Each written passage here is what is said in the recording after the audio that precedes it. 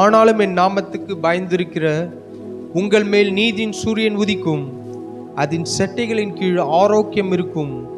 நீங்கள் வெளியே புறப்பட்டு போய் கொடுத்த கன்றுகளைப் போல வளருவீர்கள். நாம் இந்த வசனத்தில் வருகிறபடி அதன் சட்டைகளின் கீழ் ஆரோக்கியம் இருக்கும். ஆரோக்கியத்தை குறித்து ஆண்டவர் மனிதர்களுடைய வாழ்க்கையில அவர் வாழ்ந்த நாட்களிலும் சரி, அதற்கு முன்பாகவும் சரி, ஆண்டவர் வியாதி நேரத்துல அவர் நமக்கு எப்படிப்பட்டவராய் இருக்கிறார். கடந்த வாரங்கள்ல வாசிக்கும் போது, நானே உன் பரிகாரியான கர்த்தர் என்று ஆண்டவர் வாக்கு கொடுக்கிறார். எத்தனை லட்சம் ஜனங்கள்? சுமார் 30 லட்சம் ஜனங்களுக்கு ஆண்டவர் வாக்கு கொடுக்கிறார். மருத்துவர்கள் இல்ல, ஹாஸ்பிட்டல் இல்ல, ட்ரீட்மெண்ட் பார்க்க மருந்துகள் இல்ல. இந்த காலகட்டத்தில் இஸ்ரவேல் ஜனங்களுக்கு சொல்றார் அவரு, நானே உன் பரிகாரியான கர்த்தர், நானே உனக்கு பரிகாரியா இருக்கிறேன். உன் வியாதி நேரத்துல நான் உனக்கு பரிகாரியா இருக்கிறேன். உன் பிரச்சனை நேரத்துல நான் உனக்கு பரிகாரியா இருக்கிறேன். உன் கண்ணீரின் நேரத்துல நான் உனக்கு பரிகாரியா இருக்கிறேன் என்று ஆண்டவர் வாக்கு கொடுக்கிறார். அப்போ இந்த வாக்குத்தத்த வசனங்களை வாசித்து கொண்டு வரும்போது இஸ்ரவேல் ஜனங்களை குறித்து வாசிக்கிறோம். அவர்களில் வியாதிப்பட்டவர்கள் ஒருவரும் இல்லையாம். அது மாத்திரமல்ல, மலடி கூட இல்லை. அவளுடைய கால்கள் வீங்கவில்லை, அவளுடைய வஸ்திரங்கள் பழமையாய் போகவில்லை. எத்தனை வருஷம்? 40 ஆண்டுகள்.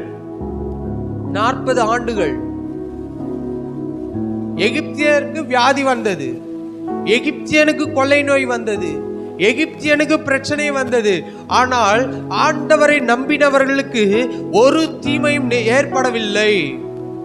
ஏனென்றால் மனிதர்கள் மாறினார்கள் தான். இஸ்ரவேல் ஜனங்கள் அவர்கள் மாதிரி மோசமான ஒரு ஜனத்தை பார்க்கவே முடியாது. ஏனென்றால் அவர்களை போல ஆண்டவருடைய கிரியை கண்ணால் பார்த்தவர்கள் எவருமே கிடையாது. ஏனென்றால் அவர்கள் எகிப்தில் அடிமையா இருக்கும் போது ஆண்டவர் 10 வாதைகளை கொண்டு பார்வோனை விரட்டுகிறார். நல்லா யோசிச்சு பாருங்க. இவன் போய் எதுவுமே பேசல. ஒரு மோசையை கொண்டு ஆண்டவர் பேசுகிறார். யாரிடத்தில் பேசுகிறார்? அந்நாட்களில் வாழ்ந்த பார்வோன். பார்வோன் என்றால் அவன் தான் அந்த ஊர் பிரைம் மினிஸ்டர். அவர் தான் அந்த ஊருக்கே, அந்த ஊர் இல்ல, அந்த தேசத்துக்கே அவர் தான். அவர் என்ன சொன்னாலும் அது அப்படியே நடக்கும். ஒருத்தன் போனா போனோம், ஒருத்தன் வானா வாரணும்.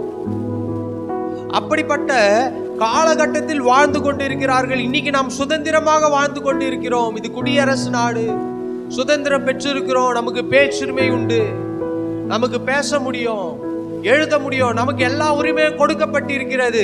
ஆனால் இஸ்ரவேல் ஜனங்களுக்கு அப்படி